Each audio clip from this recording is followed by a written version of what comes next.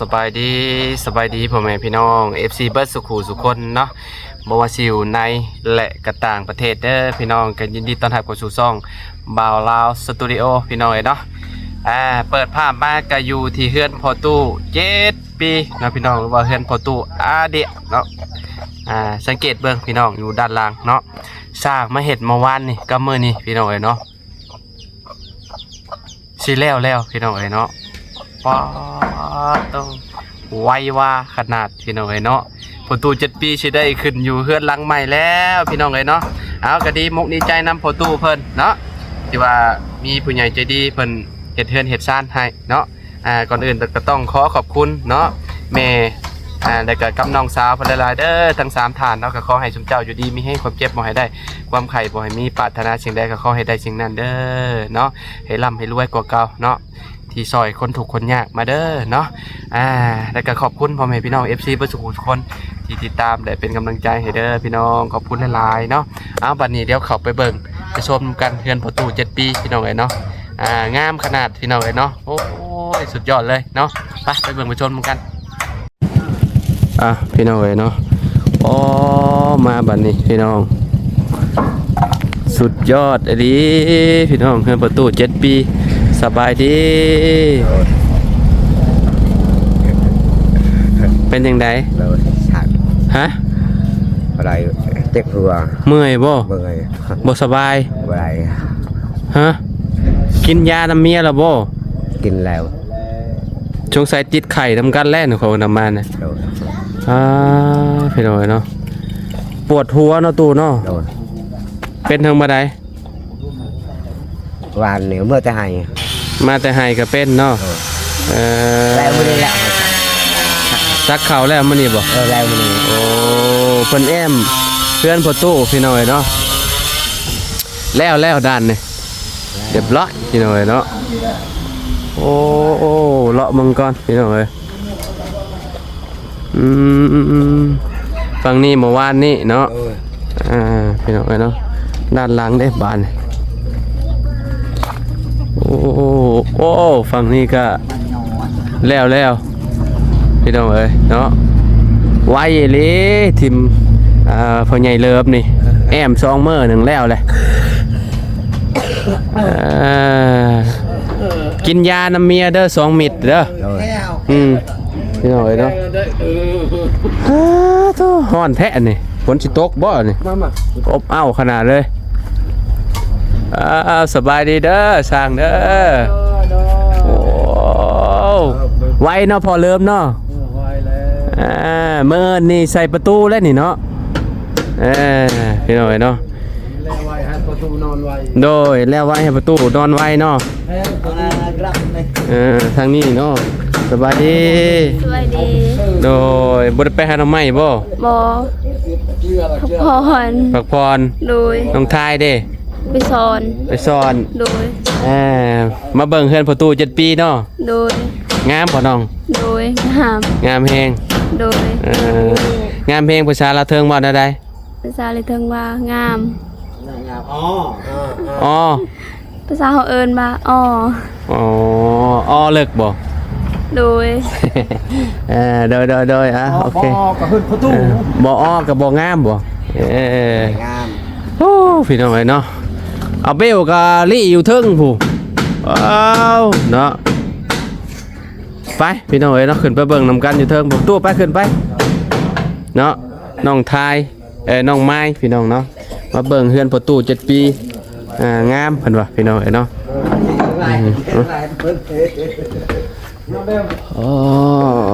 พี่น้องเนาะ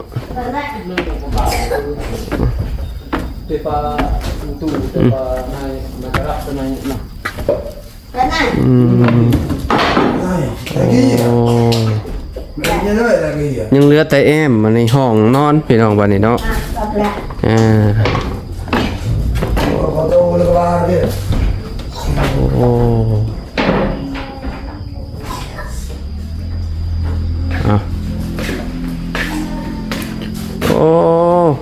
พี่น้องเนาะ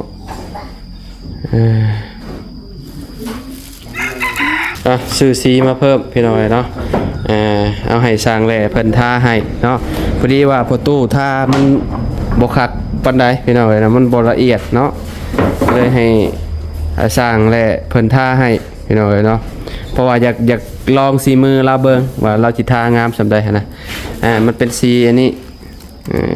ลูกติ่งมันสีประมาณนี้พี่น้องเอ้ยเนาะสีตำหมูเนาะเอาสีต่างกันพี่น้องเอ้ยเนาะอันนี้เพิ่นค้นขึ้นมาไว้เมื่อวานนี่เนาะฝนตกพี่น้องเอ้ยเนาะก็เลยค้นขึ้นมาไว้อยู่นี่เนาะคักเนาะตู้บัดนี้เนาะแนมไปฝั่งนั่นโอ้สุดยอดเลยพี่น้องเจ้าก็มานอนได้เลยบาดนี่สบายเลยตู้เอ้ยแล้วเลยเด้แอมแล้วเลยเพิ่นมาแต่เช้าๆพุ่นเนาะนี่เนาะเฮ็ดปุบปับ2มื้อนึงพี่น้องเนาะ2มื้อแล้วบ่เลยเนาะแอมฝั่งนี้ยังเหลือแต่ปิดเพิ่นปิดกำลังปิดทวนอยู่นะฮะพี่น้องเอ้ยเนาะกำลังใส่ไม้ระแนงให้ประตูเพิ่นเนาะคักกะลีเฮือนประตูเนาะงามเลยพี่น้องเอ้ยเนาะเอิงเติงเลยเฮือนประตู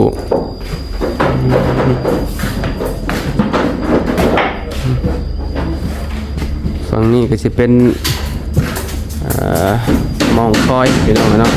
มองคอยทางยังเบิ่งหันเบิ่งนี่เนาะกินข้าวแล้วบ่ ยัง ฮะ ยัง ยังบ่ได้กินบ่คิดว่ากินแหละยังบ่ได้กินเนาะบ่มียาไม่ยาขาวเลย ฮะ ยังกินอยู่เลยยาผิด บ่อยากกินเป็นหยังคือบ่อยากกินบ่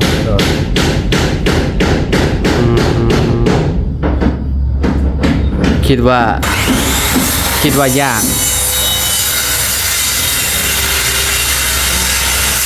เก็บหัววัดซองบ่ ชาลูกทาง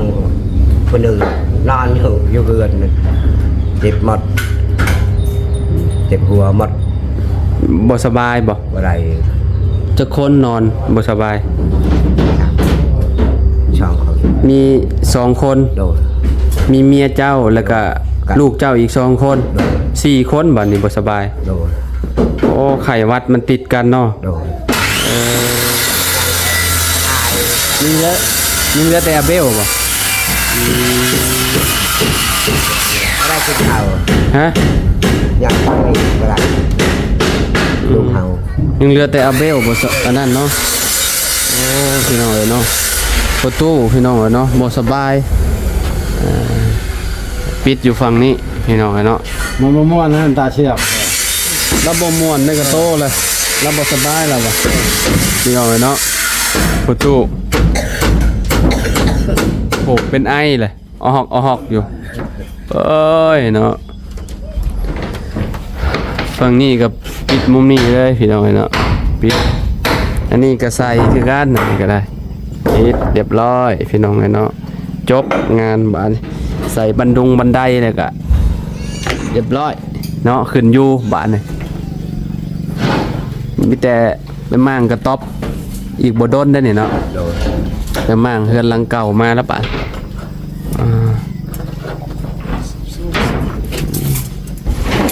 ก็ค่อนข้างสิแบบอันนั้นประตูก็ได้พี่เพียในนิดนึงเนาะเบิ่งอาการเราเนี่ยมาแต่เช้าผมบอกนี่คือแล้วไวแท้สร้างแหละมาแต่6 โมงผมอ๋อ6 โมงออกจากบ้าน9 โมงจังได้เฮ็ดเวียกเอ้าฝนตกแห้งบ่ตู้เฮือนเจ้านี่ฝนตก พันตกลาย แห้งบ่วังเช้านี่ พูด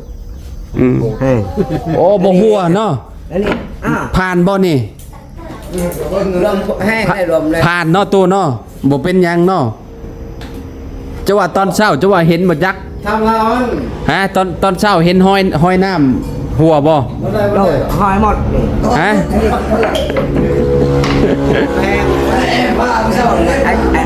บ่เขาถามว่าเฮือนเจ้าเปียกบ่หลังคานี่มันอันแถวนี้น่ะ บ่มี อ๋อ อันนี้ก็นั่นเปียกหมดเลยเปียกหมดนี่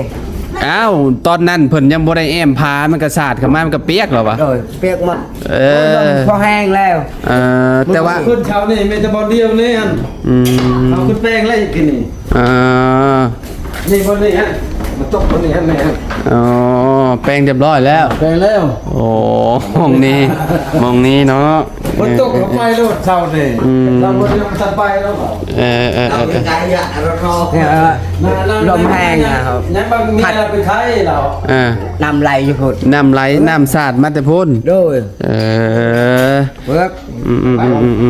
บ่เป็นหยังดอกมันสาดเข้ามาตอนมัน ยังไง ยังบ่ได้แอมเด้บัดแอมแล้วก็สบายแหละบัดเนาะประตู ต้องแล้ว12 โมง ฮะ โอ้ยตกอันนี้จากเขาขึ้นทุนี่ ตกแฮง ตกแฮงขนาดเลย โดย จากมาเลย โดย เออไปลงไปข้างล่างโต๊ะเนาะพี่น้องเอ้ยเนาะเบิ่งคร่าวๆเนาะเฮือนประตู7 ปีพี่น้องเอ้ยเนาะ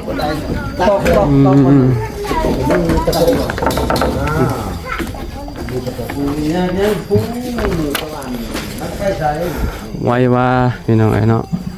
เฮ็ดแป๊บๆบ่เกิน2-3 มื้อที่3นี่ก็แล้วแหละพี่น้องเนาะมื้อนี้สงสัยยันกบประตูอยู่เบิ่งธรรมาดนี่เนาะหรือว่าสิใส่ลูกติ่งกับบ่ฮู้น้ำเพิ่นเนาะเพราะว่าเพิ่นยังบ่ได้ใส่ลูกติ่งบันไดเด้พี่น้องเอ้ยเนาะเบิ่งมุมนี้ก่อนพี่น้องเอ้ยเนาะ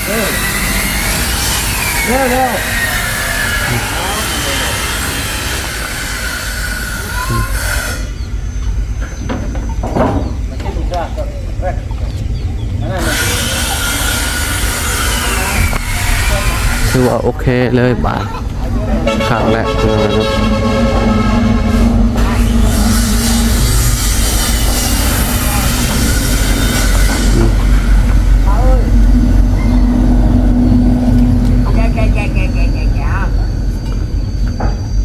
หลังใหญ่เด้อเฮือนประตูพี่น้องเอ้ยเนาะโอ้พ่อน้องละน้อยว่าผ่านหลังคาว่าซั่นบ่เป็นหยังพี่น้องเอ้ยเนาะถือว่าคักเนาะเฮือนประตู7 ปีพี่น้องเอ้ยเนาะ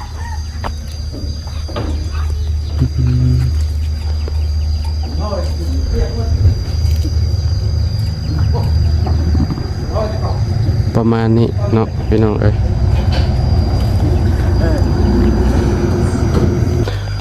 ด้านนี้ก็สิประมาณนี้เนาะพี่น้องเอ้ยเนาะใกล้แล้วพี่น้องเอ้ยเนาะความฝันประตูพี่น้องเอ้ยเนาะถามความรู้สึกประตูเพิ่นก่อนบาดนี้เนาะใกล้สิได้มาอยู่เฮือนแล้วเนาะ โดยเป็นแล้วเอาอยู่นี่แล้ว แล้วก็มาอยู่นี่แล้วตู้เนาะ โดย อีกบ่กี่มื้อได้ในตู้เอ้ย โดย เพราะว่าเพิ่นแอมก็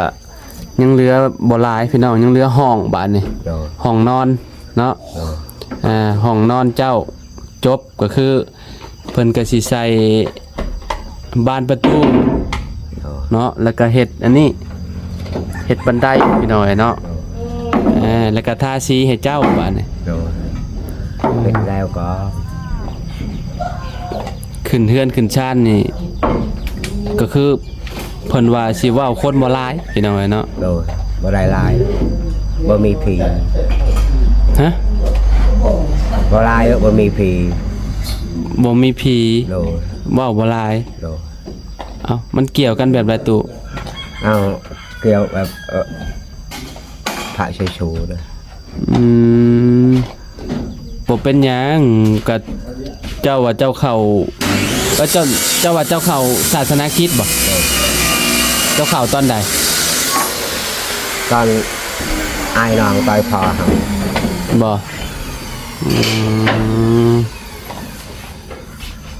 ผีนะครับบ่ได้ถือ บ่ได้ถือผี โดย อืม ได้คนชัดชื่อ ขึ้นอยู่ละละแล้วเนาะ เราคนลาแต่มีอาหารกินโน่กินกับ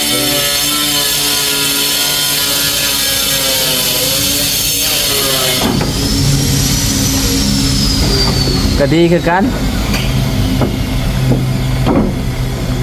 เนาะรู้จังบ่ยากเอาตัวเนาะเห็นบ่เฮือนพ่อน้องเอ็ดเนาะพี่น้องแบบว่าเพิ่นถือศาสนาคริสต์เด้เพิ่นก็เว้าคนเล็กน้อยบ่ได้หาอิหยังมากมายนะขึ้นด้ามคนด้ามใดนี่ก็ได้หันนะเนาะคือเฮือนตู้คือกันแหล้วเนาะเจ้าบ่ได้ถือผีบ่ได้ถืออันนี้หยังก็ขึ้นอยู่แล้วนะเนาะ คนอยู่เลยนะ ตอนยกขึ้นก็ยังบ่ได้เห็นว่าสิอันนั้นพี่น้องเนาะก็ยังบ่ได้เห็นผูกแขนผูกหยังบ่ได้ผูกเสาเอกเสาหยังเลยพี่น้องเนาะยกขึ้นเลยเนาะ ยกมันเลย ใครแน่ล่ะบ่เมียเจ้าน่ะ ดีแล้ว ฮะ ดีแล้วเลย ดีขึ้นหลายแล้ว โดยจะกินยาเลย กินยาที่เฮาให้บ่ โดย กิน2เม็ดก็ได้เด้อตู่เด้อ โดย เจ้าก็กินอีกก็ได้ เจ้ากินน้ำลาวก็ได้เพราะว่าเจ้าก็บ่สบายแม่นบ่พี่น้องติดเบิดเฮือนบาดนี่เนาะโอ้ยไข่พี่น้องเอ้ยเนาะเมียก็ไข่ผัวก็ไข่บาดนี่ ไม่ยากได้กินเขา บ่อยากหรอบ่อยากกินข้าวเลยเนาะ ยาก ซักข้าวแล้วเรียบร้อยแล้วเนาะ โดยอดใจเขาชักมือหนีแล้วเลย ซักแล้วเรียบร้อย โดย เนาะอ้าวจังได้กะเนาะพี่น้องขอบคุณพ่อแม่พี่น้อง FC บัตุกูทุกคนที่ติดตามและเป็นกำลังใจให้พ่อตู่7 ปีเด้อเนาะตอนนี้เพื่อนพ่อตู่7 ปีก็ได้อยู่ประมาณ70กว่าเปอร์เซ็นต์แล้วพี่น้องบ่แม่น80แล้วก็บ่จักพี่น้องเนาะเพราะว่ายังบ่ได้ลายเด้เนาะยังเหลือเฮ็ดบันไดแล้วก็เข้าบ้านพี่น้องเนาะแล้วก็แอมมองหันเนาะประมาณ70%เนาะตัวเนาะ โดย พี่น้องเนาะประมาณนี้แหละเนาะ หมดอันนั้นแล้วได้เห็นแค่คนนี้แล้วเห็น โอเคตู้ฝากขอบคุณพ่อใหญ่ใจดีพ่อแน่ โอ้ขอบใจดีเลยเขาได้แล้วโมหิตโมชอยเขาถูกเขายาเขาหาเงินหาคำอันรวยแต่ตลอดปลอดภัยอย่าเจ็บอย่าใครหาเงินแต่เก่าแล้วเขาตลอดปลอดภัยไปดีอยู่ในวีแห้งได้ลูกได้เต้าสาธุ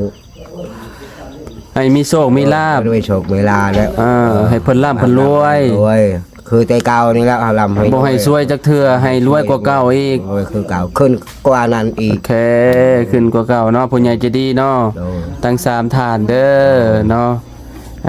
เพิ่นก็ดีหลายพี่น้องก็เพิ่นก็บ่ได้ประสงค์ออกนามดอกพี่น้องเนาะเพิ่นก็ซอยประตู7 ปีโจนเฮือนเพิ่นแล้วพี่น้องเอ้ยเนาะโอ้ยเฮาก็ดีใจนำประตูเอ้ยเนาะโอเคพี่น้องสำหรับคลิปนี้เนาะขอโตเด้อพี่น้องพ่อกันคลิปหน้าเนาะประตูเนาะสบายดีและสวัสดีพี่น้องไปประตูโดย